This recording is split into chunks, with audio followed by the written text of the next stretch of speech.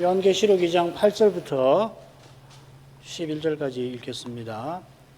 서머나 교회의 사자에게 편지하기를 처음이요 나중이요 죽었다가 살아나신 이가 가라사대 내가 네 환난과 궁핍을 아노니 실상은 네가 부요한 자니라. 자칭 유대인이라 하는 자들의 회방도 아노니 실상은 유대인이 아니요 사단의 회라. 네가 장체받을 고난을 두려워 말라. 볼지어다 마귀가 장차 너희 가운데서 몇 사람을 오게 던져 시험을 받게 하리니 너희가 10일 동안 환난을 받으리라. 네가 죽도록 충성하라. 그리하면 내가 생명의 멸류관을 네게 주리라. 그에 있는 자는 성신이 교회들에게 하시는 말씀을 들을지어다. 이기는 자는 둘째 사망의 해를 받지 아니하리라. 7 서신 가운데 첫째 서신에서 주님은 오른손에 7별을 붙잡고 7 금촛대 사이에 다니시는 분으로서 에베소 사자에게 말씀하십니다. 먼저 내 행위와 수고와 인내를 아신다 하며 에베소 사자가 거짓 사도들을 물리친 것을 칭찬하십니다. 그러나 너를 송사할 일이 있다 하며 그가 처음 사랑을 버린 것을 책망하십니다. 책망하신 일을 바로잡도록 어디서 떨어진 것을 기억하고 회개하고 처음 행위를 행하라고 권하십니다. 이렇게 권하시는데도 그가 권한대로 행치 아니하고 회개하지 아니하면은 내 촛대를 옮기리라 경고하십니다. 이제 남은 부분 살피죠. 남은 부분은 일반적 권고와 이기는 자를 위한 약속으로 이루어졌는데 7절에 둘 다 나옵니다. 그 있는 자는 성신이 교회들에게 하시는 말씀을 들을지어다. 이기는 그에게는 내가 하나님의 낙원에 있는 생명나무의 과실을 주어 먹게 하리라. 자, 먼저 귀 있는 자는 성신께서 교회들에게 하시는 말씀을 들으라 하시는 이 공고는 7 서신에 다 나옵니다.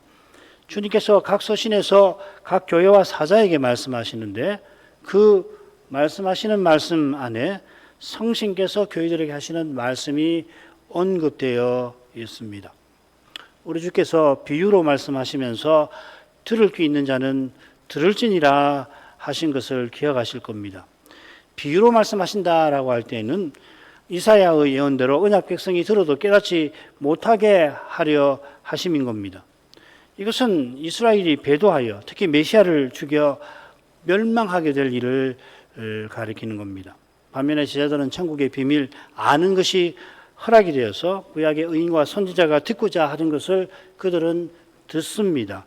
그들이 주님께서 말씀하신 들을 귀 있는 자들입니다. 예컨대 이 들을 귀라고 하는 것은 은혜의 선물입니다. 아울러 들을 귀 있는 자는 들을지어다 하신 이 명령은 중대한 상황과 관련된 명령입니다. 이 계시록의 7 서신 외에도 귀 있는 자는 들을지어다 하는 그게 뭐 성신께서 하신 말씀이라는 건 없지만은 귀 있는 자는 들을지어다 하는 그 상황을 보면 매우 심각한 중대한 상황에서 몇 번 더 말씀하실 겁니다. 그처럼 7 서신에서 귀 있는 자가 성신께서 교회들에게 하시는 말씀을 듣는 상황도 보면은 예사롭지 않습니다. 7 교회 중 2 교회, 서마나 빌라델비아 교회는 칭찬만 받죠. 그런데 칭찬 받는 상황 자체는 매우 심각합니다. 이 7 중 5 교회는 명백하게 배도의 위험과 도전이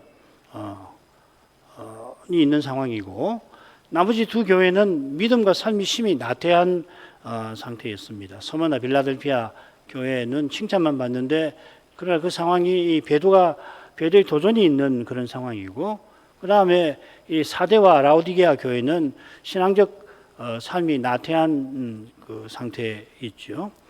이런 상태와 상황에서 귀 있는 자가 믿음의 길을 걸어서 이기는 데 이르려면은 성신께서 하시는 말씀을 듣는 길밖에 없습니다. 다른 길 없습니다. 주님께서 각 교회에 말씀하시는 그 끝무렵에 성신께서 하시는 말씀을 들으라 하셨는데 이 말씀에서 생각할 점이 있는데 한두 가지 간단히 보죠. 무엇보다 부활 이후에 그리스도와 성신이 하나 되셨다라고 하는 겁니다. 부활 때 그리스도는 살려주는 성신이 되시고 성신은 그리스도의 영이 되셨습니다. 이게 세례요한이 물세례를 베풀면서 예언한 바로 그 일이고 그것을 아득한 옛날에 모세가 거역하는 백성들을 보면서 간절히 바라던 그 일입니다. 모세는 자기처럼 모든 백성에게 성신님이 강림하셔서 자기처럼 선지자 되게 하시기를 바랐습니다.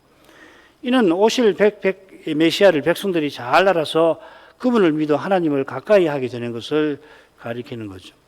세례 요한도 물세례 베풀라는 명령을 여호와께 받아서 그것으로서 백성에게 메시아를 나타냈는데 그 메시아는 성신으로 세례 베푸실 분이라 소개하였습니다. 모세가 말하고 요한이 전한 이 성신 세례가 얼마나 놀라운지 바울은 부활 때 그리스도가 성신을 그리스도의 영으로 부어주셨다고 그와 같이 교훈했던 겁니다. 성신께서 그리스도의 영으로 계시니까 교회와 신자가 믿음으로 그리스도의 몸과 지체로 서 나가는 겁니다. 이를 위하여서 성신께서는 무엇보다도 그리스도께 들은 것을 먼저 사도들에게 전하셨고 사도들과 함께 교회와 신자에게 알게 하십니다. 이게 요한복음 16장 15장인데 다락방 강화에서 성신, 보혜사 성신을 보내실 그 예언에 관한 본문 두 군데죠. 그리스도께서 형제들에게 아버지를 선포하시는데 이 신비한 사역이 결국 그리스도의 영이신 성신을 통하여 이루어지는 것입니다. 여기 직분론도 나오고 예배도 나오고 다 나오는 겁니다. 그리스도께서 육체로 아버지 우편에 계시는 동시에 우리에게 주신 그리스도의 영을 통하여서 우리 안에 계시고 갈라디아서 2장 20절 상반절 우리 가운데서 아버지를 찬송하십니다. 이 신비를 경험하는 비결이 바로 믿음에 있고 이 참된 믿음을 성신께서 말씀을 비롯한 은혜의 방도를 통하여 주시고 또 견고하게 하시는 겁니다. 자, 이런 내용이 우리가 교회로서 가는 길로서 복음 신령한 생활 그리고 은혜의 방도 교회 하나님 나라와 관련해서 중요하게 터득할 바 아닙니까? 특별히 이 성신의 가르치심과 인도하심과 관련이 되는데 이 주제는 선한 목자께서 약물이 곧 보편의 교회를 역사의 길에서 영광의 목표로 인도하심과 결국 다르지 않은 거죠. 똑같은 내용이죠, 결국은. 이 위대한 교훈은 이 시대에 부름받은 교회로서 어떻게 주님의 인도를 이 역사의 현장에서 받아갈 것인가 하는 절박한 문제와 붙어 있습니다. 이미 잘 알고 계시는 이 5가지 항목은 좁게는 신사참배로 배동한 한국교회의 역사를 앞에 두고서 하나님 앞에 회개하는 실천적인 길을 지시하는 것이고 좀 더 넓혀서 세계적 배도의 시대에 거룩한 교회로서 시대적 사명을 이루는 실제적 방안을 제시하는 겁니다. 이 5가지가 얼마나 비상한 내용인지 몰라요. 주님께서 그 길을 가리켜 자기를 부인하고 자기 십자가를 지고 나를 좇는 것이라 하셨는데 그 방도는 결국 성신님을 전심으로 의지하여서 말씀을 새롭게 터득하는 거기에 있는 것입니다. 본질은 단순하고 명확합니다. 교회는 여기서 이것으로서 교회답게 존재하고 서가는 거예요. 다른 거 하는 거 아닙니다. 다른 거 하지 말란 이야기가 아니고 이 본질을 추구하는 가운데서 필요하면 이것도 하고 저것도 하는 거 아니에요. 그런 가운데 무슨 전통도 생기는 거고 그렇지만 그런 전통은 사람의 전통이고 사람의 전통은 항상 이 말씀의 빛에 비추어서 개혁되어야 하고 보완되어야 하는 거 아니에요. 예비서 서신 끝에 주님께서 이기는 자에게 영원한 복을 이어 약속하십니다. 이 약속이 7 서신 끝 무렵에 거의 똑같이 나오는데 도입부가 비슷한데 조금 다릅니다. 이기는 자에게는 이렇게 내가 주리라. 또 이기는 자 그에게는 이렇게 주리라. 이기는 자는 이러이러하리라. 이기는 자 또 이기는 자 곧 말씀을 지키는 자 이렇게도 부연이 되어 있는데요. 3가지 표현법이지만 이 표현법은 7 서신의 각각의 줄거리를 이 차이가 7 서신 전체 줄거리를 반영하는 것도 같은데요. 분명하게 말씀드릴 수 있는 것은 약속하신 내용을 표현하는 이 문법적 방식에 따라 조금씩 차이가 나는 거라 생각합니다. 거기다 너무 많이 생각할 것이 없다고 생각이 됩니다. 이기는 자가 누군지는 그에게 약속하신 영원한 복을 통하여 확인될 겁니다. 이기는 자가 계시록 끝에 한 번 더 같은 주제에서 나옵니다. 21장 7절에 나옵니다. 자, 그는 우선 교회의 신실한 사자입니다마는 믿는 교회와 신자도 물론 가리킬 겁니다. 주께서 말씀하신 이 이김이 어떤 것인지를 마지막 서신에 나오는 말씀에서 살펴보십시다. 이 라오디게아 서신에 21절, 이기는 그에게는 내가 내 보좌에 함께 앉게 하여 주기를 내가 이기고 아버지 보좌에 함께 앉은 것과 같이 하리라. 주님께서 이기는 자에게 영원한 복 주시겠다고 약속하시면서 내가 이기고 비슷하게 복된 자리에 아버지 보좌 우편에 앉으신 것을 언급합니다. 내가 이기고 아버지 보좌에 앉은 것 같이. 이게 중요하죠, 그렇죠? 우리가 지금 주목할 점은 내가 이기고 하신 사실입니다. 주님께서 이긴 자가 받을 복이 주님이 승천하셔서 아버지 우편에 앉으신 것과 비슷하다 말씀하시는데 그치지 않고 내가 이기고 아버지 우편에 앉았다 하시는 겁니다. 이런 일곱 서신에서 복을 약속하시는 사람이 이기는 그 활동이 주님이 행하신 사역과 딱 붙어 있다는 것을 가리키는 겁니다. 주님이 이기신 활동은 십자가와 부활을 가리킬 겁니다. 이 사역을 이루셨다고 표현할 만도 한데 이겼다 하시는 겁니다. 이는 전쟁을 전제하시는 겁니다. 계시록 17장 14절 저희가 어린 양으로 더불어 싸우려니와 어린 양은 만주의 주시요 만왕의 왕이시므로 저희를 이기실 터이요 또 그와 함께 있는 자들 곧 부르심을 입고 빼내심을 얻고 진실한 자들은 이기리로다. 여기 17장의 저희는 짐승과 합세한 땅의 임금들인데 그들이 어린 양과 싸우려고 합니다. 이 전쟁을 어린 양께서는 장차 이기실 거고 주님과 함께 있는 교회도 이길 겁니다. 여기 이긴다 하는 동사가 계시록의 7서신 외에 9번 나오는데 그 용법이 크게 셋입니다. 셋인데 결국 같아요. 사실은 주님이 이기시고 교회가 이깁니다. 그리고 짐승도 이깁니다. 짐승이 이기는데 진정한 승리는 아니에요. 짐승이 이기는 것은 핍박받는 걸 말하는 거예요. 핍박하는 것을 말하는 겁니다. 그러니까 결국은 주님의 승리인데 표현은 짐승이 이겼다, 이긴다 이렇게 표현했습니다. 주님의 이기심과 마찬가지로 교회의 이김도 마귀, 짐승의 군대에 대한 겁니다. 주님과 교회 외에 이긴다는 동사도 짐승의 이김에 사용되고 있습니다. 요컨대 일곱 서신에서 이긴다는 표현이 전제하는 전쟁은 신령한 전쟁이 분명합니다. 이 신령한 전쟁은 혈과 육에 대한 것이 아니라 정사와 권세와 이 어둠의 세상 주관자들과 다 이 악한 영들이죠. 하늘의 악한 영들과 싸우는 겁니다.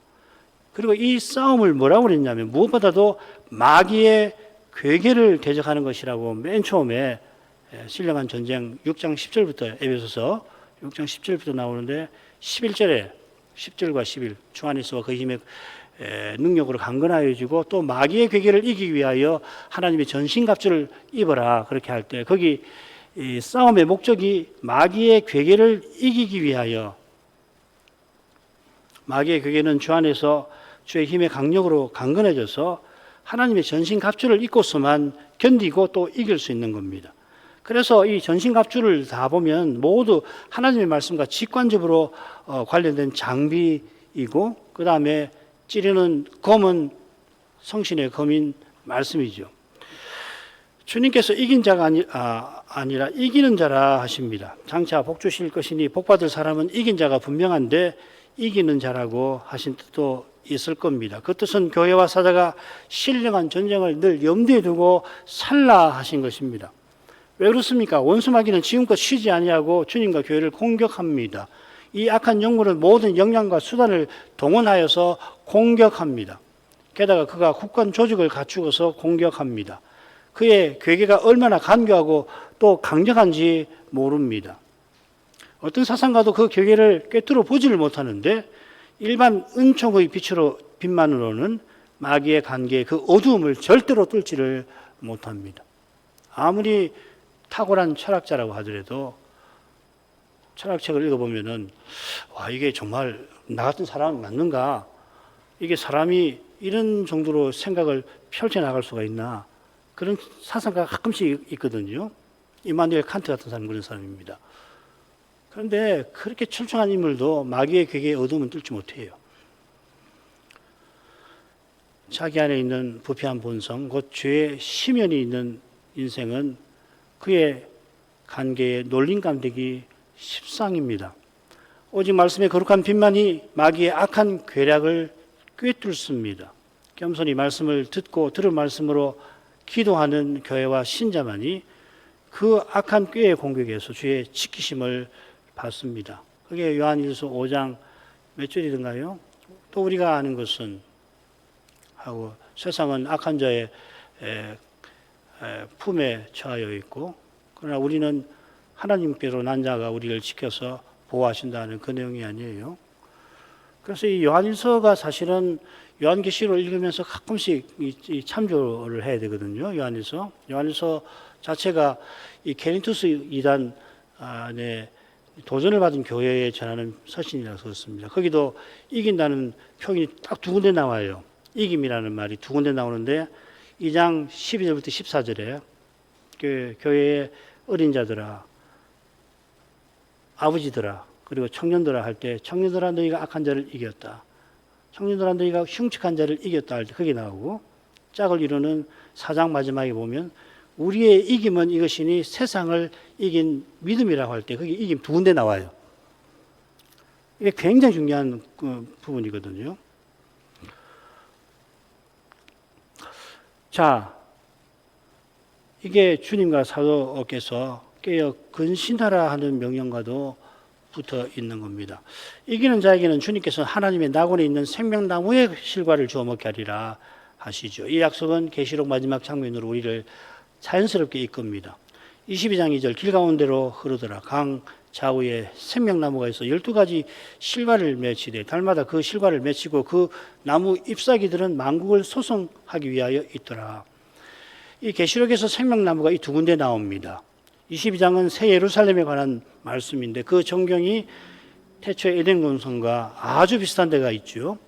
에덴 동산 높은 곳에서 물이 흘러서 네 줄기를 이루어 동산을 적시고 온 땅으로 뻗어나가는데 동산에는 각종 실과 나무가 자라고 있습니다. 그것을 하나님의 동산이라고 표현했는데 그 동산에 여호와께서 임재하셔서 우리 시조를 만나 주셔서 그렇습니다. 이 동산 가운데 두 개의 나무를 여호와께서 명명하시되 하나는 선악을 알게 하는 나무라고 부르시고 다른 하나는 생명나무라 부르셨습니다. 동산에는 각종 나무가 있는데 그 중에 두 나무를 동산 중앙에 있는 이 두 나무를 각각 지목해서 이름을 붙이시면서 그 두 나무가 우리 시조에게 특별한 의의를 지니도록 하신 겁니다. 선악나무의 실과가 선악을 알게 하는 지식을 준다. 그게 무슨 선악을 알게 하는 물질이 그 과일에 있다고 생각할 수 없듯이 생명나무의 실과를 먹는다고 천두복숭아 동양에는 천도복숭아 이야기가 그런 건데 그게 뭐 영원히 살게 하는 물질이 있어서 먹으면 죽지 않고 장수하는 게 아니었죠. 그리고 그렇게 장수하는 것이 목적도 아닙니다. 게다가 아담은 처음부터 죽도록 지원받은 게 아니라 영원한 생명을 얻게 하려고 선악과를 먹지 않으면 죽지 않도록 지원받았습니다. 태초에 하나님께서 말씀하신 생명이 계시록 22장에서 에덴 동산을 연상시키는 상징들을 통하여 잘 드러나고 있습니다. 심지어 생명나무의 잎사귀들마저도 만국을 소송케 하는 역할을 합니다. 그 이유가 이 나무가 좌우에 자라는 그 강이 생명수인데 있고 이 생명수가 하나님과 어린 양의 보좌로부터 흘러내려서 그렇습니다. 여기 성신 이야기죠, 그죠? 새 예루살렘은 다시 사망이 없고 영원히 하나님과 어린 양을 모시며 가까이하며 섬기는 곳입니다. 성신께서 그렇게 하시는 거죠. 그처럼 실로 놀라운 것은 이 성, 곧 어린 양의 이 성이 어린 양의 신부인데 있는 거 아니에요. 자기는 자체로 살피고 사실은 히브리서에서도 공부했고 레위기와 출애굽기에서 사실은 공부한 겁니다.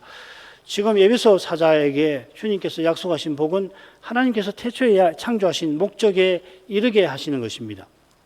7 서신의 복에 관한 주제는 둘째 서신의 복을 살필 때 조금 더 생각해 보면 좋겠습니다. 7가지 복이 각각 무엇인가? 이게 무슨 의미가 있는가? 생명나무, 두 번째는 둘째 사망에 해를 당하지 않는 거, 세 번째는 뭐 이렇게 나오죠. 세 번째는 만나가 나오던가요? 만나와 흰돌. 이게 무슨 의미가 있을까? 왜 다른가? 이런 거죠. 자, 이 정도 하고 서문하러 가십시다. 서문화도 이 에베소 서신과 비슷한 줄거리로 전개가 됩니다. 먼저 8절로 가죠. 서문화 교회 사자에게 편지하기를 처음이요 나중이요 죽었다가 살아나시니가 가라사대. 에베소 교회는 사도행전 또 바울의 여러 서신 에베소서도 있고요. 디모데 전후서 또 고린도 전서에도 에베소 교회에 대한 언급이 있어서 사실 우리는 에베소 교회가 익숙합니다. 그리고 에베소는 이 아시아 속주의 주도이니까요. 그런데 반면에 서문화 교회는 웬만한 교회사 지식이 없는 분들에게는 낯설지 모릅니다. 교회사를 읽어보신 분은 서문화가 익숙하거든요.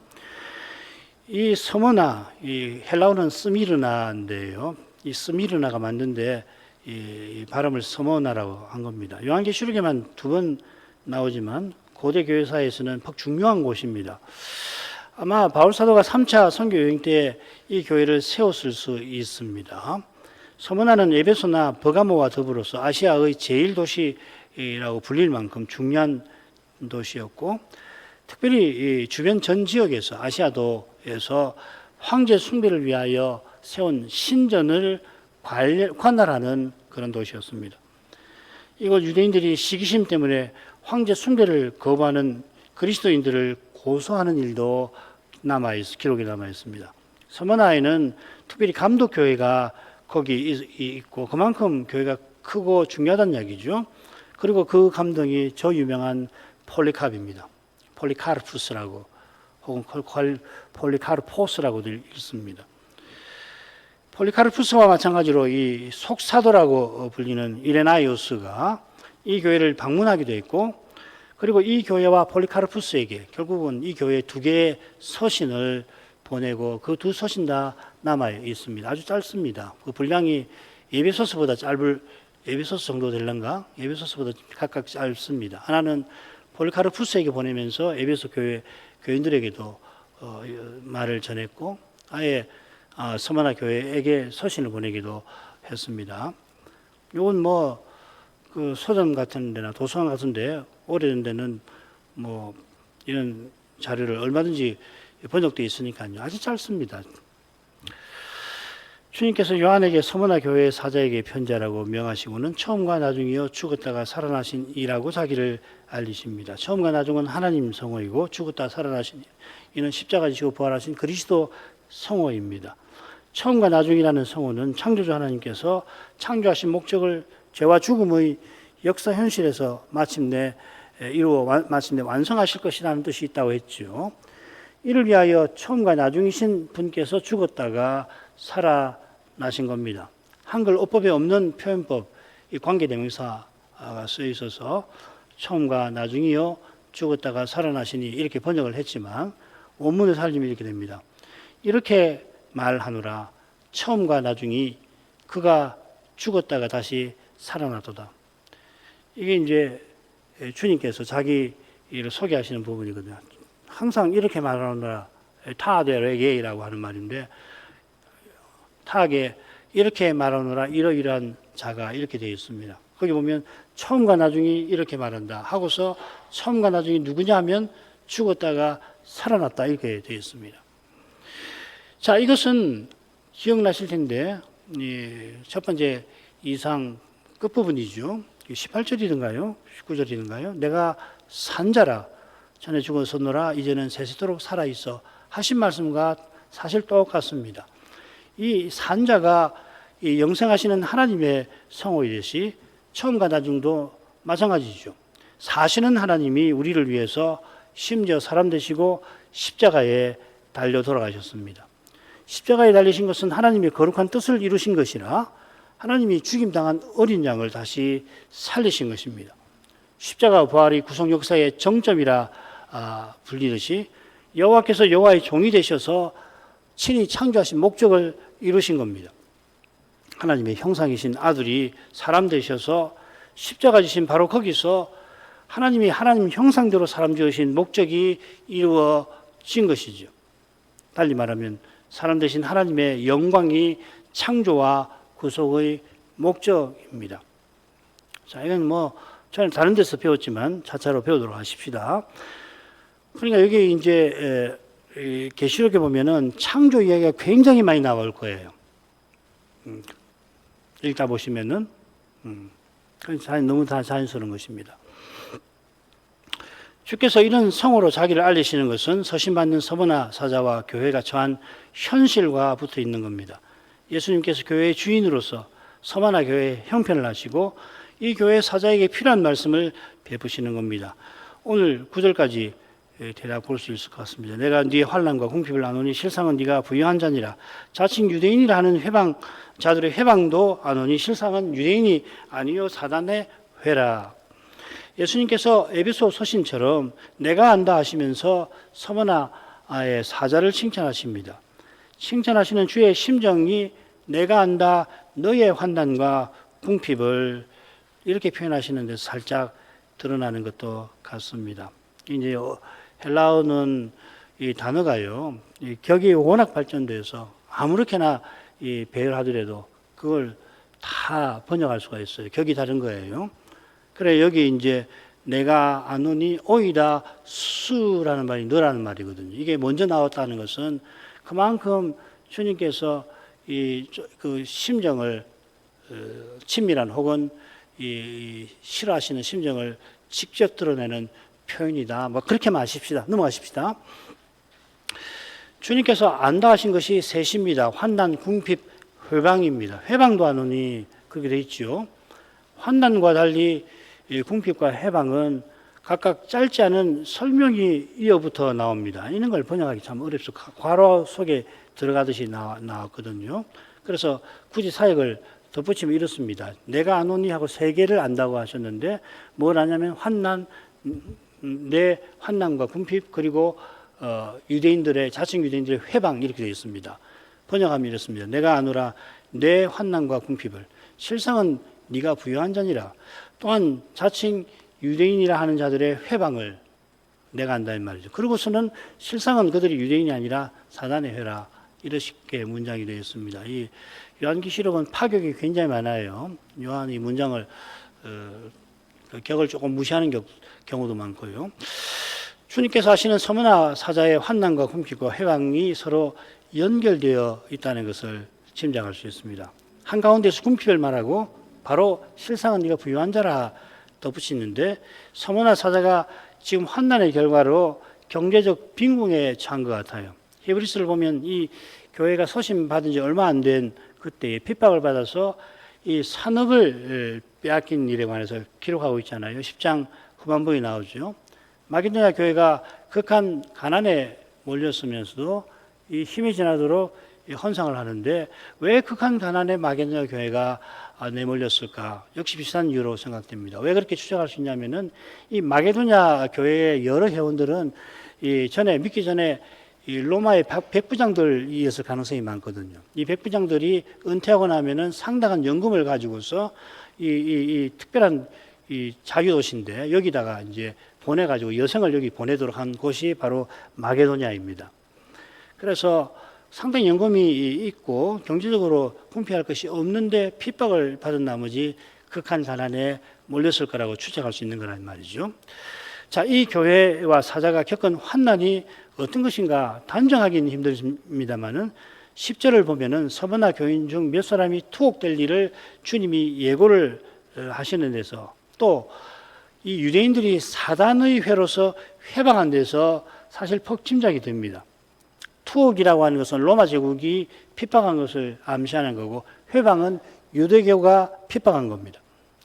아마도 유대교가 사단의 회라고 칭할 만큼 주님의 교회를 미워한 나머지 로마 당국에 아마도 황제 숭배를 반대한다는 명목으로 기독교 교회를 고소를 하였고 당국이 몰수와 투옥의 형벌을 서머나 교회와 사자에게 내렸던 것 같습니다.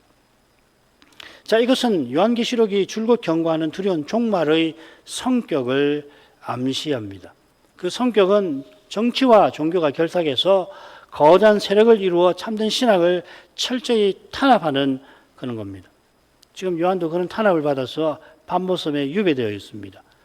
저 그리스도들이 출현한 것이 마지막 때라 하는 걸 보여주듯이 마지막 때가 끝나갈수록 마지막 때가 끝나는 그 시점으로 다가갈수록 이런 성격의 핍박이 믿음의 길에 점점 심해질 것입니다. 이런 중요한 주제는 좀 더 적절한 곳에서 본격적으로 다룰 수가 있을 겁니다. 인봉, 7인 봉소라든지 7나팔, 7대접 이런 데서 이 환난이 유대인의 회방과 붙어 있다고 방금 생각했는데 자칭 유대인의 회방에 관해서 조금 보고 마치죠. 이들은 자칭 유대인이라고 하나 실은 유대인이 아닌 자라였습니다. 그 비슷한 표현이 이 거짓 사도의 정체를 묘사하는 데도 사용되었죠. 자칭 사도라 하나 아닌 자들. 그처럼 여기 거짓 유대인은 로마서에서 말하는 표면적 유대인으로 보입니다. 로마서 8장 28절에 보면 대저 표면적 유대인이 아니요. 이들은 유대인이라고 물론 혈통으로 유대인 맞죠. 아브라함의 혈통을 타고났는데 그런데 유대인이라고 자랑하면서 율법을 내세우지만은 율법 주신 하나님을 배반하는 자들이라 실상은 유대인이 아니다라고 하는 겁니다. 그처럼 주님께서 그들을 사단의 회라 부르셨습니다. 이 회라고 새긴 낱말이 시나고게라고 하는 말이고 흔히 유대인의 회당입니다. 이게 많이 나오는 낱말인데 대부분이 유대인의 회당을 가리켰습니다. 야고보서에서는 기독교 교회도 표현할 수 있는 경우가 한 번 나오는데 나머지는 거의 유대인 회당이에요. 유대인이 한 분 여호와를 섬긴다고 모여 예배하는 것이 회당인데 그것이 실은 사단의 회당이 되었다고 주께서 맹렬하게 비난하신 겁니다. 바울 사도도 얼마 전에 이 편지가 90년대 같으면 한 40년 혹은 45년 전에 이 비난을 이렇게 지지하죠. 데살로니가 전서 2장 15, 16절 유대인은 주 예수와 선자들을 죽이고 우리를 쫓아내고 하나님을 기쁘시게 아니하고 모든 사람에게 대적이 되어 우리가 이방인에게 말하여 구원 얻게 함을 저희가 금하여 자기 죄를 항상 채우며 노하심이 끝까지 저희에게 임하였느니라. 우리 주님께서도 십자가 지시기 직전에 바리새인이 천국 문을 닫는 자들이라 하셨고 그들이 교인 하나를 얻기 위해서 산을 넘고 물을 건너서 교인 하나를 얻어서 배나 지옥 자식 되게 한다. 자기네도 지옥 자식이고 그런데 얻은 교인은 자기보다 배나 지옥 자식 되게 한다 하셨습니다. 그런 그들이라 그리스도 교회를 망하게 하려고 회방하는 겁니다. 그들도 여호와를 믿노라 하는 자들이니 여호와를 직접 모독하지는 않았겠습니다마는 여호와의 종이 되신 여호와를 십자가에 매달아 조롱할 때 그들이 여호와를 해방하였던 것처럼 그게 시편 69편 9절 로마서 15장 3절 말씀 아닙니까? 교회를 미워하고 핍박할 때 교회의 머리이신 주님을 해방한 겁니다. 짐승이 입을 벌려 하나님을 해방하되 그 이름과 그다음 보십시오. 그의 장막 곧 하늘에 거하는 자들을 해방하더라. 그들의 해방은 욕하는 데서 그치질 않고요. 십자가 사건 때와 같이 세상 권력을 이용하여서라도 교회를 핍박하는 것으로 이어졌습니다. 이런 비판이 역사에 내내 끊이지 아니할 거고 우리 시대는 이런 핍박이 극에 달할 일이 우리를 기다리고 있다는 것을 꼭 기억하셔야 합니다. 서머나 교회의 사자가 이런 환난을 견디고 이긴 까닭에 주님이 그를 칭찬하셨다. 그렇게 해석할 수 있습니다. 기도하십시다. 거룩하신 아버지, 7 사자, 교회 사자 중에 2 교회 사자가 주님께 칭찬을 받고 그렇지만 칭찬을 그들이 받는 그 현실을 생각해 보면 칭찬하시는 믿음이 하나님 은혜에 있다는 것을 절실히 깨닫게 됩니다. 이 은혜가 성신께서 교회들에게 하시는 말씀을 듣는 데서 얻는 것이고 그 말씀을 들을 귀가 있는 그것 자체가 하나님 주신 은혜에 속하는 것을 고백합니다. 아버지여 사람 생각에 도무지 말씀 전하고 듣는 것이 가능하게 보이지 아니하는 그런 때를 혹 우리가 보게 되더라도 하늘의 주님께서 능히 그 거룩한 일을 이루어 나가시는 것을 꼭 믿게 하여 주옵소서. 그렇게 믿고 주님이 그 일을 행하시는 것을 맛보는 데까지 얼마나 인생이 힘든 과정을 거쳐야 하는지 주님이 아십니다. 주님께서 친히 십자가로 나가시는 그 길에서 이런 우리를 위하여 이미 시험을 받아주신 것을 기억합니다. 이 시대의 믿음의 길에서 고난받는 교회와 신자들을 권고하여 주시는 줄 믿나이다. 하늘아버지의 자비하심을 이제도 더 바라봅니다. 예수님 이름으로 기도합니다. 아멘.